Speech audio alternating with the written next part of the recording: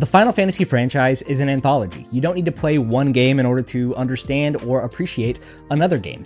You can hop in anywhere at any time in whatever order you want to play these games. In the last video that I made in this series, we talked about Final Fantasy 1. So today, we're talking about Final Fantasy 2 and 3 reasons on why I think it would be a wonderful starting point in this series for you if you're a newcomer to the franchise, and 3 reasons on why it might not be. So with all that said, let's talk about the pros. Pro number 1, this is the first Final Fantasy with a real story. Final Fantasy 2 takes a huge step forward from the simple save the crystals plot from Final Fantasy 1. Here you get named characters, a full-fledged narrative, and actual dialogue-driven moments. You're playing as a rebellion fighting against a brutal empire, and the game does not shy away from tragedy. Key characters die, betrayals happen, and the tone is much darker than the previous game. If you're looking for the earliest Final Fantasy that sets the tone for the emotionally driven storytelling that this series is primarily known for, Final Fantasy 2 is where to start. Pro number 2, this is a world that feels larger and more alive. Final Fantasy 2 expands the scale of the world compared to the first one. You'll travel to multiple towns and kingdoms, engage with rotating guest characters who will pop in and out of your party,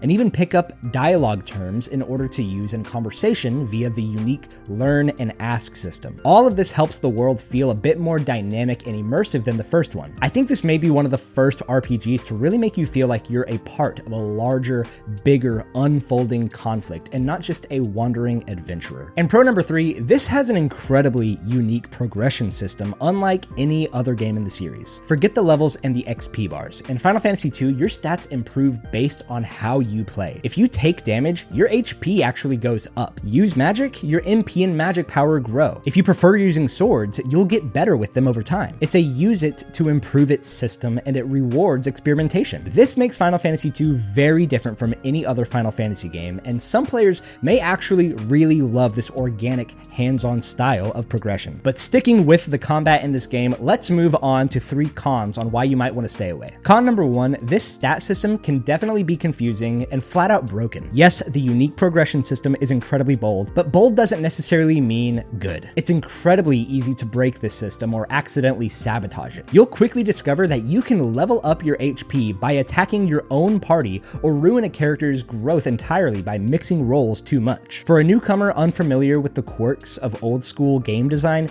this system can feel incredibly frustrating, unintuitive, and punishing even without meaning to be. Con number 2, there's no party customization or jobs. Unlike in Final Fantasy 1 where you can customize your entire party from the start of the game, Final Fantasy 2 gives you fixed characters: Firion, Maria, and Guy. Every now and then you get a 4th party member in the team who acts as a different role than the other 3, but this is your team. While you can train them however you like, there's no real job system, no multi-classing or anything like that, and there's fewer opportunities to shake things up in a new playthrough. This honestly can make this experience feel more rigid and less replayable compared to the other early Final Fantasy titles. And con number 3 is the huge difficulty spikes. Final Fantasy 2 is known for having some of the harshest difficulty spikes in this entire series, especially in the dungeons. Bosses are going to hit you like a train, and without a clear guide helping you throughout the game, you're going to wander around into oblivion if you're not ready for it. Combining all of that with no modern signposting or quest logs or anything like that,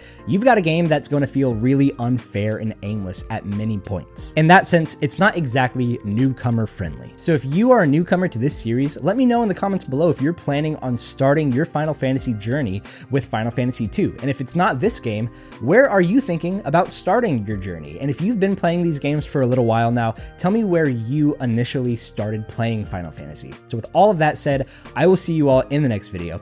Bye bye.